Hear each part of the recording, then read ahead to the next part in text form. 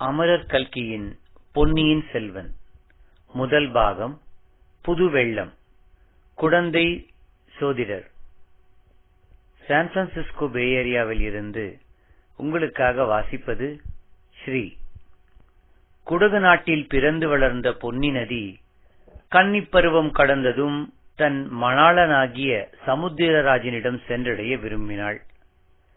காடும் வீடும் கடந்து பாறைகளையும் பள்ளங்களையும் தாண்டிக் கொண்டு விரைந்து சென்றாள். சமுத்திரராஜனை நெருங்க நெருங்க நாயகனை காணப்போகிறோம் என்ற குதூகலத்தினால் அவள் உள்ளம் விம்மி உடல் பூரித்தது. இன்னும் சற்று தூரம் சென்றாள். காதலனை அணைத்துக் கொள்ள கரங்கள் இரண்டு உண்டாயின. இரு கரங்களை விரித்தவாறு தாவி பாய்ந்து சென்றாள். ஆனால் உள்ளத்தில் பொங்கிய ஆர்வ மிகுதிக்கு இரு கரங்கள் போதுமென்று தோன்றவில்லை. அவளுடைய ஆசை கரங்கள் 10, 20, 100 என்று வளர்ந்தன. அவ்வளவு கரங்களையும் ஆவலுடன் நீட்டிக்கொண்டு சமுத்திரராஜனை அணுகினாள். இவ்விதம் ஆசை கணவனை அடைவதற்கு சென்ற மணப்பெண்ணுக்கு சோழ நாட்டு செவிலி தாய்மார் செய்த அலங்காரங்கள் தான் என்ன! அடடா, எத்தனை அழகிய பச்சை புடவைகளை உடுத்தினார்கள்! எப்படியெல்லாம் வண்ண மலர்களை சூட்டினார்கள்!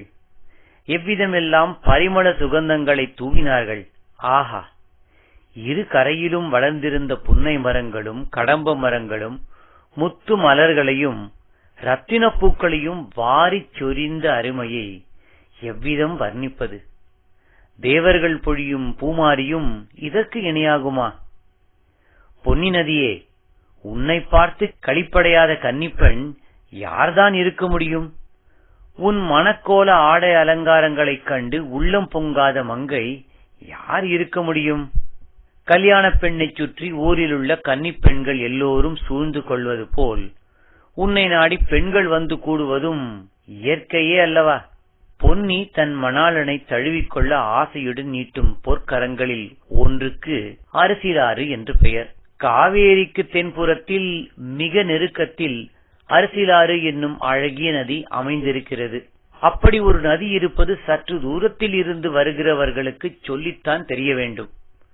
இருபுறமும் அடர்த்தியாக வளர்ந்திருக்கும் இனிய பசுமரங்கள் அப்படி அந்நதியை மறைத்து விடுகின்றன.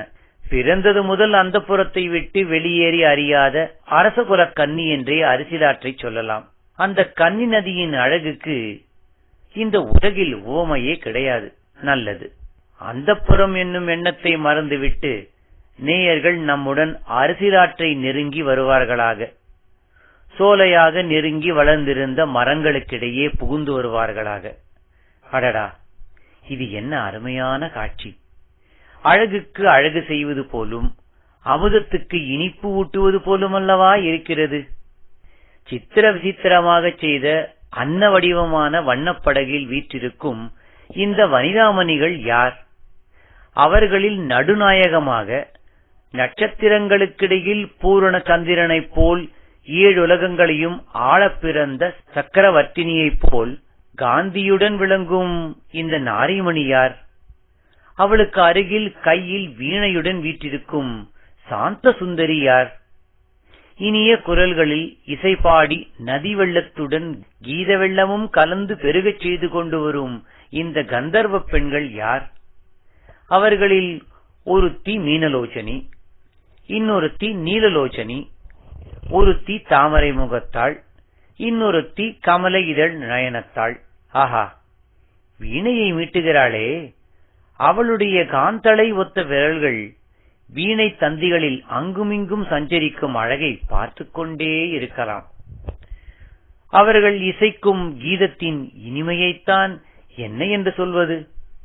அதை கேட்பதற்காக நதியின் வெள்ளம் கூட அல்லவா தன் ஓசையை நிறுத்தியிருக்கிறது.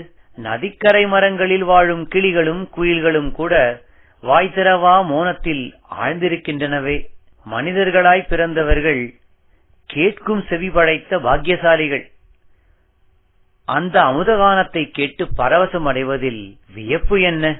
படகில் வரும் அப்பெண்கள் என்ன பாடுகிறார்கள் கேட்கலாம். மருங்கு வண்டு சிறந்து ஆர்ப்ப மணிப்பூ ஆடை அது போர்த்து கருங்கையர்கண் விழித்து ஒல்கி நடந்தாய் வாழி காவேரி. கருங்கையர்கண் விழித்து ஒல்கி நடந்தையெல்லாம் நின் கணவன் திருந்து செங்கோல் வளையாமை அறிந்தேன் வாழி காவேரி. பூவர் சோலை மயிலாட புரிந்து குயில்கள் இசைபாட காமர் மாலை அருகசைய நடந்தாய் வாழி காவேரி. காமர் மாலை அருகசைய நடந்தவெல்லாம் நின் கணவன் நாமவேலின் திறங்கண்டே அறிந்தேன் வாழி காவேரி. இந்த அமுத தமிழ் பாடல்களை எங்கேயோ கேட்டிருக்கிறோம் அல்லவா? ஆம், சிலப்பதிகாரத்தில் உள்ள வரிப்பாடல்கள் இவை. எனினும் இந்த பெண்கள் பாடும்போது முன் எப்போதும் இல்லாத வனப்பும் கவர்ச்சியும் பெற்று விளங்குகின்றன. இவர்கள் பொன்னி நதியின் அருமை தோழிகள் போலும். அதனாலேதான் இவ்வளவு பரவசமாக உணர்ச்சி ததும்ப பாடுகிறார்கள். அடடா, பாடலும் பண்ணும் பாவமும் எப்படி கலந்து இழைந்து குழைந்து இவர்களுடைய குரலில் இருந்து அமுத வெள்ளமாய் பொழிகின்றன. பாட்டாவது பண்ணாவது கானமாவது இசையாவது அதெல்லாம் ஒன்றுமில்லை. இது ஏதோ மாயக்கலை. பாடுகிறவர்கள் கேட்பவர்கள் எல்லாரையும் பித்து பிடிக்கச் செய்யும் மந்திர வித்தை. படகு மிதந்து கொண்டே வந்து மரங்கள் சிறிது இடைவெளி தந்த ஓடத்துறையில் ஒதுங்கி நிற்கிறது. 2 பெண்கள் இறங்குகிறார்கள். அவர்களில் ஒருத்தி 7 உலகத்துக்கும் ராணி எனத்தகும் கம்பீர தோற்றமுடைய பெண்மணி. இன்னொருத்தி வீணை தந்திகளில் விரல்களை ஓட்டி இன்னிசை எழுப்பிய நங்கை. இருவரும் அழகிகள் என்றாலும் ஒருவருடைய அழகுக்கும் இன்னொருவருடைய அழகுக்கும் மிக்க வேற்றுமை இருந்தது. ஒருத்தி செந்தாமரை மலரின் கம்பீர சௌந்தரியம் உடையவள். இன்னொருத்தி குமுத மலரின் இனிய அழகை உடையவள். ஒருத்தி பூரண சந்திரன், இன்னொருத்தி காலப்பிறை. ஒருத்தி ஆடும் மயில், இன்னொருத்தி பாடும் குயில். ஒருத்தி இந்திராணி, இன்னொருத்தி மன்மதனின் காதலி. ஒருத்தி வேகவாகினியான கங்கா நதி, இன்னொருத்தி குழைந்து நெளிந்து செல்லும் காவேரி. வாசகர்களை மேலும் சந்தேக ஆராய்ச்சி நிலையில் விட்டு வைக்காமல் இவர்கள் இருவரும் யார் என்று சொல்லிவிடுகிறோம். கம்பீர தோற்றமுடைய மங்கைதான் சுந்தர சோழ மன்னரின் செல்வ புதல்வி குந்தவை. சரித்திரத்தில் ராஜராஜன் என்று புகழ்பெற்ற அருள்மொழிவர்மனின் சகோதரி. அரசிளங்குமரி என்றும் இளைய பிராட்டி என்றும் மக்களால் போற்றப்பட்ட மாதரசி. சோழ ராஜ்யத்தின் மகோன்னதத்திற்கு அடிகோலிய தமிழ் பெரும் செல்வி. ராஜராஜனுடைய புதல்வன் ராஜேந்திரனை எடுத்து வளர்த்து வீராதி வீரனாயும் மன்னாதி மன்னனாயும் ஆக்கிய தீர பெண்மணி. இன்னொருத்தி குந்தவை பிராட்டியுடன் இருக்கும் பாக்கியத்தை நாடி வந்த கொடும்பாளூர் சிற்றரசர் குலப்பெண். பிற்காலத்தில் சரித்திரத்திலேயே இணையில்லாத பாக்கியவதியாக போகிறவள். இன்று அடக்கமும் இனிமையும் சாந்தமும் உருவெடுத்து விளங்குகிறவள். இந்த 2 மங்கைமார்களும் படகிலிருந்து கரையில் இறங்கினார்கள். குந்தவை மற்ற தோழி பெண்களை பார்த்து, நீங்கள் இங்கேயே இருங்கள், ஒரு நாழிகை நேரத்தில் திரும்பி வந்து விடுகிறோம் என்றாள். அந்த தோழி பெண்கள் அனைவரும் தெய்வத் தமிழ்நாட்டில் பற்பல சிற்றரசர்களின் அரண்மனையில் பிறந்த அரசகுமாரிகள். குந்தவை தேவிக்கு தோழியாக இருப்பதை பிறர்க்கரும் பேராக கருதி பழையாறை அரண்மனைக்கு வந்தவர்கள். இப்போது தங்களில் ஆகையால் இந்த ஏழையின் கஷ்டத்தை தீர்ப்பதற்காக அம்பிகையைப் போல வந்திருக்கிறீர்கள். தாயே, குடிசைக்குள்ளே வந்தருள வேண்டும். இங்கேயே தங்களை நிறுத்தி வைத்திருப்பது நான் செய்யும் அபசாரம் என்று சோதிடர் சமத்காரமாக பேசினார். ரதசாரதியை பார்த்த குந்தவை, ரதத்தை கோயிலுக்கு சமீபம் கொண்டு போய் ஆலமரத்தின் நிழலில் நிறுத்தி வை என்றாள். பிறகு சோதிடர் வழிகாட்டி முன் செல்ல குந்தவையும் வானதியும் அவ்வீட்டுக்குள்ளே சென்றார்கள். சோதிடர் தம் சீடனை பார்த்து, அப்பனே, வாசலில் ஜாக்கிரதையாக நின்று கொண்டிரு, தப்பித்தவறி யாராவது வந்தாலும் உள்ளே விடாதே என்று எச்சரித்தார். அரசகுமாரியை வரவேற்பதற்கு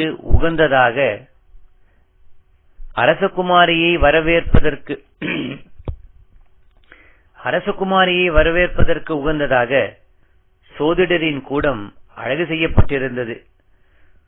சுவரில் ஒரு மாடத்தில் அம்பிகையின் படம் அலங்கரிக்கப்பட்டு விளங்கியது. அமருவதற்கு 2 பீடங்கள் சித்தமாய் இருந்தன. குத்துவிளக்கு எரிந்தது. அங்குமிங்கும் கோலங்கள் பொலிந்தன. ராசி சக்கரங்கள் போட்ட பலகைகளும் ஓலைச்சுவடிகளும் சுற்றிலும் இறைந்து கிடந்தன. பெண்மணிகள் இருவரும் பீடங்களில் அமர்ந்த பிறகு சோதிடரும் உட்கார்ந்தார். அம்மணி, வந்த காரியம் என்னதென்பதை தயவு செய்து சொல்லி அருள வேணும் என்றார். ஜோசியரே, அதையும் தங்கள் சோதிடத்திலேயே பார்த்து தெரிந்து கொள்ளக்கூடாதா என்றாள் குந்தவை. ஆகட்டும் தாயே என்று கூறி சோதிடர் கண்ணை மூடிக்கொண்டு சிறிது நேரம் ஏதோ மந்திரம் ஜபித்துக் கொண்டிருந்தார். பிறகு கண்ணை திறந்து பார்த்து, கோமாட்டி, இந்த கன்னிப் பெண்ணின் ஜாதகம் பற்றி கேட்பதற்காகவே இன்று முக்கியமாக வந்திருக்கிறீர்கள். அவ்விதம் தேவி பராசக்தியின் அருள் சொல்கிறது, உண்மைதானா என்றார். ஆஹா, பிரமாதம்! உங்களுடைய சக்தியை என்னவென்று சொல்வது? ஆம் சோதிடரே, இந்த பெண்ணை பற்றி கேட்கத்தான் வந்தேன். 1 வருஷத்துக்கு முன்பு இவள் பழையாறை அரண்மனைக்கு வந்தாள். வந்து 8 மாத காலம் மிக குதூகலமாய் இருந்து வந்தாள். என் தோழியரைக்குள்ளே இவள்தான் சிரிப்பும் விளையாட்டும் கலகலப்புமாக இருந்து வந்தாள். 4 மாதமாக இவளுக்கு என்னவோ நேர்ந்திருக்கிறது. அடிக்கடி சோர்ந்து போகிறாள். பிரமை பிடித்தாற் போல் இருக்கிறாள். சிரிப்பையே மறந்து விட்டாள். உடம்புக்கு ஒன்றுமில்லை என்கிறாள். இவள் பெற்றோர்கள் நாளைக்கு வந்து கேட்டால் என்ன மறுமொழி சொல்வதென்றே தெரியவில்லை. தாயே, கொடும்பாளூர் இளைய வேளாரின் செல்வ புதல்விதானே? இவருடைய பெயர் வானதிதானே என்றார் சோதிடர். ஆமாம், உமக்கு எல்லாம் தெரிந்திருக்கிறதே. இந்த அரசிலங்குமரியின் ஜாதகம் கூட என்னிடம் இருக்கிறது. சேர்த்து வைத்திருக்கிறேன். சற்று பொறுக்க வேணும் என்று சொல்லிவிட்டு சோதிடர் பக்கத்தில் இருந்த ஒரு பழைய பெட்டியை திறந்து சிறிது நேரம் புரட்டினார். பிறகு அதிலிருந்து ஒரு ஜாதக குறிப்பை எடுத்து கவனமாய் பார்த்தார். இத்துடன் இந்த பகுதி நிறைவு பெறுகிறது. மீண்டும் அடுத்த பகுதியில் உங்களை சந்திக்கும் வரை உங்களிடம் இருந்து விடைபெறுவது சான் பிரான்சிஸ்கோ பே ஏரியாவில் இருந்து ஸ்ரீ. நன்றி, வணக்கம்.